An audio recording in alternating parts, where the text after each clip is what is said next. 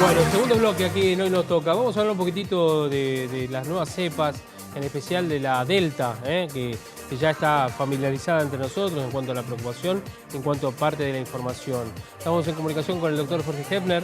Hola Jorge, ¿cómo estás? Buenas tardes.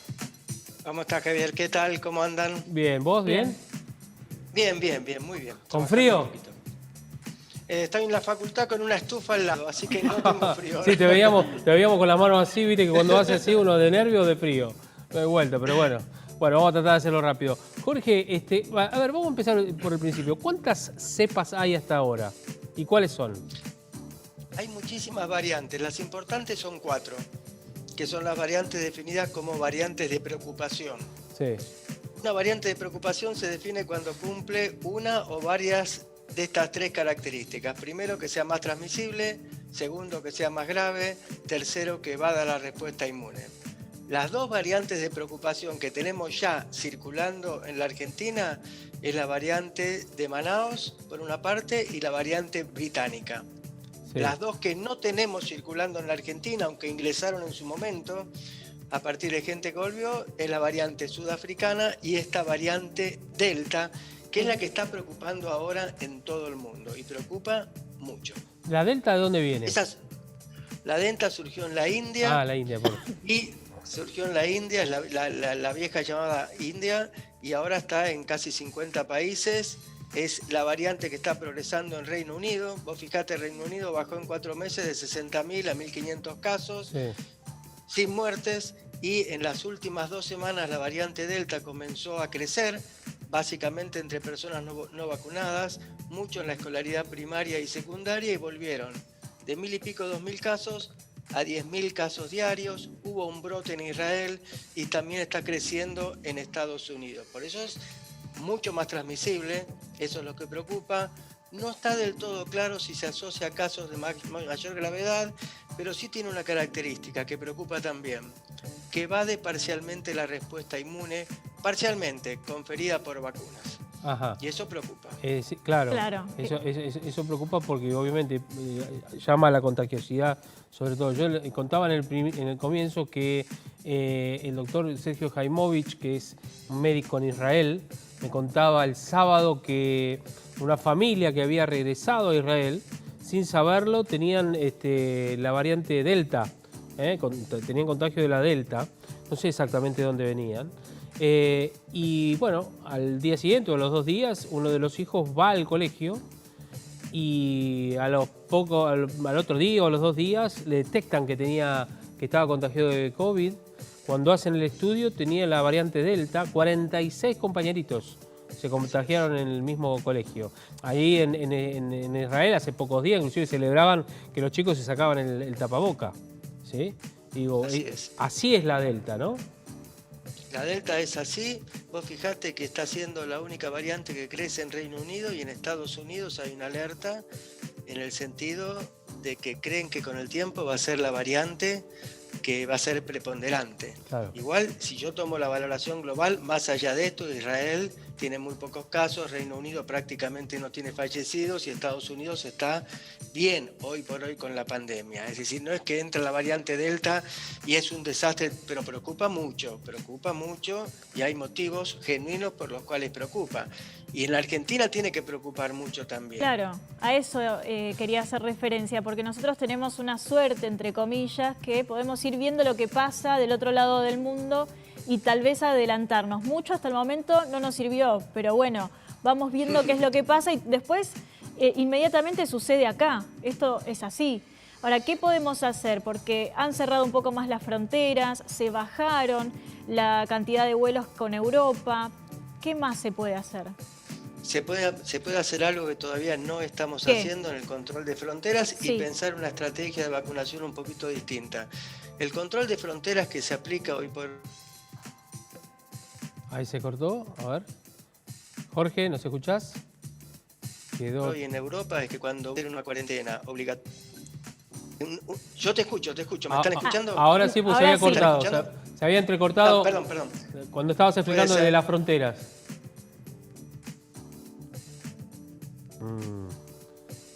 Ahí estamos con... Tengo algunos problemas de internet, ¿sabes? Sí, sí, en todos lados. Creo que volví. Ahí sí, estás, ahora sí.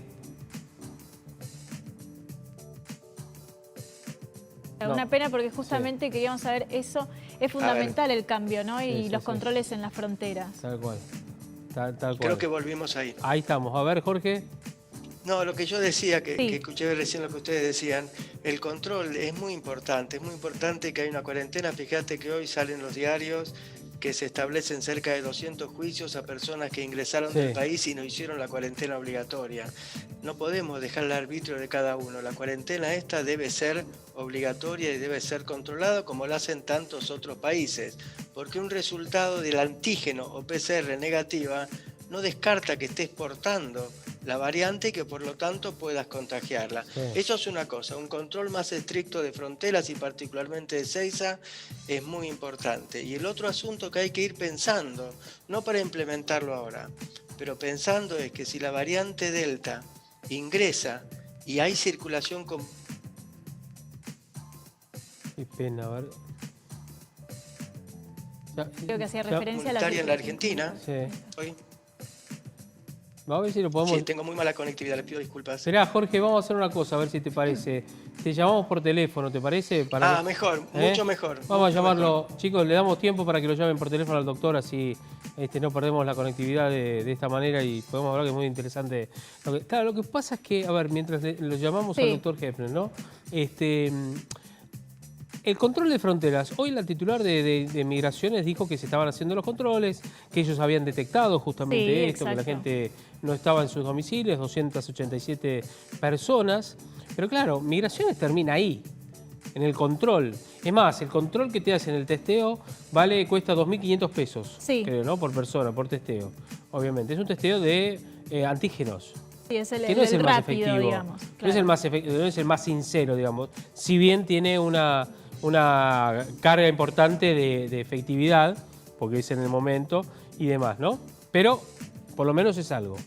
Ahora, ¿qué tendría que hacer el país? Como ha hecho el año pasado, aquel que viene a un hotel. Claro, que sigue pasando. Sí, pero en la ciudad de Buenos Aires. En ciudad, en provincia de Buenos Aires, andá a tu casa y quédate quieto, quédate en tu casa. Exactamente. Los residentes de provincia que dan positivo, sí se hospedan en un hotel de la ciudad de Buenos Aires en caso de no tener posibilidad, ¿no? de poder aislarse. Esa gente sí queda acá. De hecho, un 30% de ocupación de esos hoteles es de gente de provincia. Ahora, quien vive en provincia y dio negativo, llega con su negativo, se vuelve a hacer el PCR, el antígeno acá cuando llega, y le da también negativo, se va a su casa y le piden responsabilidad individual y que se quede 7 días aislado. Ese es el problema, que la gente no lo cumple porque dice, bueno, ya vengo con 2 negativos, ¿qué me va a pasar? Y el tema es la carga viral que es baja, porque si es baja no se detecta y se sigue contagiando igual, no es que porque sea baja no va a contagiar. Claro. Eso es lo que hay que entender y eso es a lo que apuntan obviamente. Bueno, por eso digo, ¿no? Si vamos a hacer las cosas, hagámoslas bien y en firme. Lo que pasa es que hay que hacerla, hay que hacerla contemplando que hay gente que no solamente vive en la ciudad de Buenos Aires, sino en el interior y que viene por Ezeiza desde el exterior. Hay que buscar una política para poder, de alguna manera, subsanar este tema. Ya sea con hoteles, inclusive en la provincia de Buenos Aires. No hay muchos, o por lo menos cercanos en el Gran Buenos Aires, ¿no? No hay muchos, pero la verdad que tiene que haber un control, porque si no, entonces, todo lo que estamos haciendo, controlándonos, aquellos que obviamente nos controlamos, nos cuidamos y qué sé yo, queda todo a la marchanta y puede ingresar nuevas cepas, como el año pasado. Como el año pasado, porque ¿qué es lo que termina pasando? El virus entró por Ezeiza, sin culpar a nadie, pero esta es la realidad. O esta persona, por ejemplo, que llegó dando positivo de COVID y después finalmente se supo que era esta cepa nueva y tan virulenta que es Delta. Esa persona se retuvo, se aisló y de esa manera se logró que no colapse y siga contagiando. Pero si esta persona se iba a su casa, esto se seguía propagando. Claro, por eso. Es muy chiquito el error que se puede cometer y que termina siendo terrible para todos. Tal cual. Jorge, ¿estás ahí ahora sí? Sí, ahora estoy acá por teléfono. Ahí estamos mejor. Bueno, mejor porque las comunicaciones son tremendas. Escúchame, nos decías a propósito de esto, estábamos hablando con Mercedes respecto de, los controles. ¿Te acordás que el año pasado se hacía aquel que llegaba por Ezeiza, se iba directamente a a un hotel en Ciudad de Buenos Aires, por lo que viven en provincia, se iban a la casa presuntamente. ¿Vos qué propondrías? Que haga un aislamiento obligatorio con control. Es decir, que no dejar en manos de cada persona que haga un aislamiento domiciliario, sino usar un criterio similar al que usan la mayor parte de los países de Europa. Es decir, en un hotel, obviamente con todas las condiciones para que la gente pueda estar cómoda en el hotel, que se le lleva el alimento, etcétera, pero vos tendrás que proponer por lo menos un aislamiento de 8 días y al día quinto o sexto hacer una PCR para demostrar que dé negativo. En esas condiciones, al día 8 la persona sabés que no lleva el virus puesto y entonces no puede transmitir la infección. Y con eso bloqueamos, porque sería importantísimo. Yo creo que la variante Delta tarde o temprano va a ingresar al país. Sí. El asunto es que si nosotros logramos dilatar ese ingreso 2 meses, ganaríamos mucho ahora que el proceso de vacunación está realmente avanzando. Claro. Claro, porque es una manera, es lo que decimos siempre, ¿no? Es ir ganándole en tiempo a lo que se viene, que es el frío, obviamente las cepas nuevas, pero si no hay vacuna es como lo básico, Claro, ¿no? Es lo fundamental. Es una guerra cuya estrategia las vas definiendo semana a semana. Ahora, en las próximas semanas entran 4 millones de vacunas, Sí. cosa que es un elemento positivo. Va a ser muy importante tener las personas vacunadas, porque según un informe del Ministerio de Salud de la semana pasada de Reino Unido, si la variante Delta comienza a circular en el país, cosa que no está circulando hoy por hoy, pero si comenzara a circular, tenemos que cambiar la estrategia de vacunación. Para todas las vacunas que tenemos... Tenemos que completar el esquema de 1 y 2 dosis, Sí. ya no con 3 meses de diferencia, sino con 3 semanas de diferencia. Bueno, pero qué difícil, ¿no? Porque, por ejemplo, las vacunas de Rusia, las Sputnik, no están llegando a la segunda dosis. Ya Así se es. había retrasado, veníamos en el plan D a los 21 días y se estiró a 3 meses. Frente a lo que decís, y encima que no está llegando a la segunda dosis, el panorama Pero por no es eso, bueno. hay estrategias que se pueden usar. Con Oxford AstraZeneca están llegando, entonces ahí Sí. podrías, si es necesario, volver al esquema de primera dosis y segunda dosis a los 21 días, siempre que comience a circular. Y con Sputnik, lo que se está haciendo en muchos países del mundo, te estoy hablando de Chile, Canadá, Francia, Reino Unido, es combinar vacunas. Y no hay problema con eso. Es decir, nosotros podríamos combinar una primer dosis de Sputnik posiblemente con una vacuna CanSino, que cerramos trato hace muy poquito, Sí. que tiene el mismo adenovirus que tiene el segundo componente de Sputnik. Claro. ¿Esto Es ya el se hizo en otro adenovector país? número 5. No te escuché la Sí, pregunta. esto ya perdón. se hizo en otro país, esto de combinarlas. Sí, se está combinando Oxford AstraZeneca, por ejemplo, con Pfizer en varios países y los resultados son realmente muy buenos, tanto en términos de seguridad como eficacia. Acá, hoy Carla Bisotti dijo, las vacunas no vencen. Eso es algo que estamos escuchando muchísimo. Ninguna dosis de ninguna vacuna, incluyendo la del COVID-19, vence. La primera dosis genera casi el 80% de inmunidad y la segunda, la completa, le da más duración. ¿Vos compartís esto de que ninguna vacuna vence? El concepto formal de que las vacunas no vencen es correcto. Las vacunas no vencen, no es un remedio que tiene fecha de vencimiento. El punto es que la eficacia de la vacuna, en la medida que pasa el tiempo luego de la primera dosis, puede decaer en el tiempo. Claro. Por eso muchas vacunas nosotros, si vos mirás nuestro calendario nacional de vacunación, vos tenés refuerzos para vacunas. Sí. Entonces, en este caso, es importante el segundo componente o la segunda dosis de Oxford AstraZeneca. Ah, no porque te importa si no completa. la das en el mes 3 o la das en el mes 4. ¿Te completa la escala? Claro, completar la escala y tenés más durabilidad de la inmunidad protectora, más frente a la amenaza del ingreso a futuro de esta variante Delta. Claro, porque además, yo estábamos hablando antes, ¿no? Conversé y decíamos, es como el antibiótico, vos tenés que tomarlo 8 o 12 horas durante un periodo de tiempo. Si vos lo cortás, sí, está bien, te va a cortar un poquitito, ¿no es cierto?, el efecto que vos tenías o el problema que tenías, pero no va a ser completo. Así es, la analogía es buena, con la distinción es que si vos retrasás un poco la segunda dosis, vas a seguir teniendo una respuesta de memoria y vas a seguir teniendo anticuerpos que te defiendan.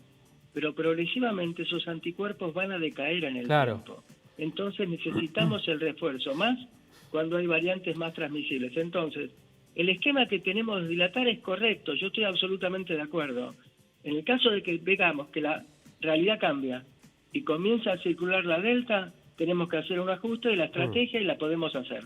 Ahora, porque yo digo, nunca de esta manera, si se prolonga en el tiempo la llegada de la segunda dosis, nunca vamos a estar al 100%, ¿no es cierto? Porque si la primera dosis, supongamos que era un 70%, pasando el tiempo baja a un 50% o a un 40%, no sé, vos cuando te apliques la segunda dosis vas a llegar, no sé, a un 80%, pero nunca vas a completar el total de lo que son las dos dosis, ¿no?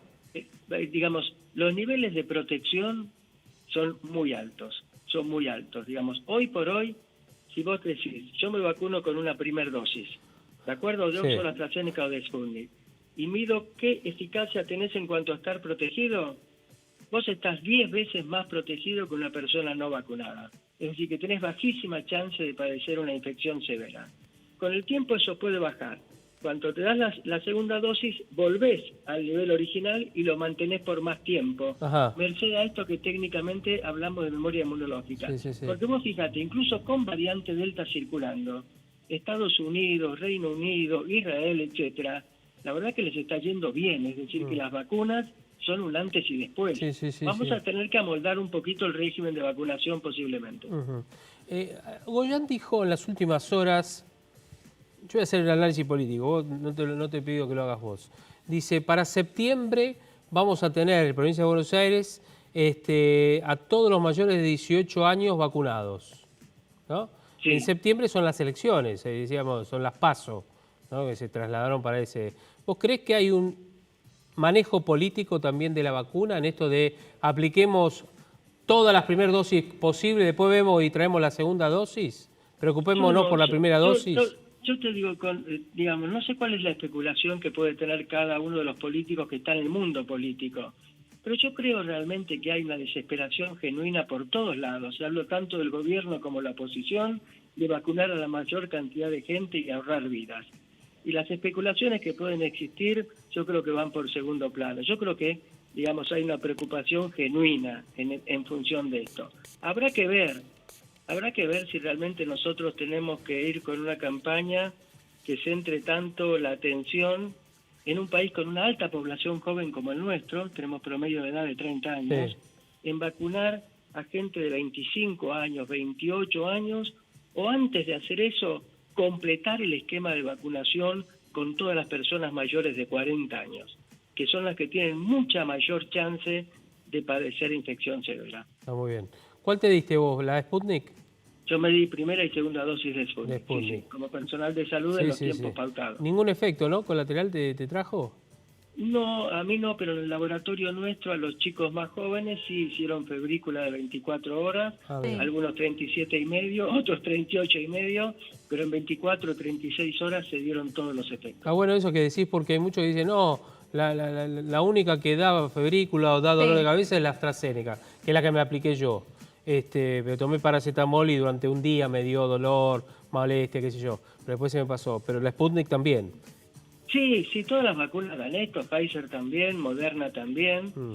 Y el otro asunto importante, ahora que la curva empieza a descender, por primera vez esta segunda ola que fue catastrófica empieza a descender y empieza por primera vez a reflejarse en menos internados en terapia y menos fallecimientos, expresados como promedio semanal. Tener en cuenta que las personas vacunadas, que tuvimos contactos estrechos, que los podemos tener obviamente sin darnos cuenta, podemos transmitir la infección. Totalmente. Entonces tenemos que seguir con todos los cuidados del caso. La última te pregunto y ya te dejamos y te agradecemos. River, el plantel de River en Estados Unidos se aplicó la Johnson, ¿sí? Que acá no está aprobada porque no llegó acá todavía. Es más, por ahí mucha gente que ha viajado a Estados Unidos dijo, me aplico la Johnson, que es una dosis y es buena también. ¿Qué pasa cuando viene acá? Porque al no estar acá la vacuna ni estar aprobada, ¿puede tener algún conflicto o digamos no pasa absolutamente nada porque no es obligatorio vacunarse? No, mira, primero no tiene conflicto por eso, porque como vos decís, no es obligatorio. Pero yo creo que realmente Johnson, como las que estamos usando nosotros, o como las que no usamos, Moderna y Pfizer, hay un lote de 12 vacunas que son excelentes y la verdad que todo el mundo debería aprobarlas ya por default porque Claro. con todas ellas hay decenas de miles de personas vacunadas o millones de personas vacunadas. Claro. Y vemos que baja la infección y que no pasa nada por fuera de la febrícula. No creo que tengan ningún problema. Bien. Jorge, te mandamos un abrazo enorme y gracias. No, gracias a ustedes. Les mando un abrazo. Hasta luego. Hasta luego. Jorge Hefner, hablando nuevamente con nosotros, un amigazo además también. Muy claro, muy sencillo también para poder explicar. Está bueno eso de aprender. Bueno, vamos a cambiar de tema. Vení, vamos.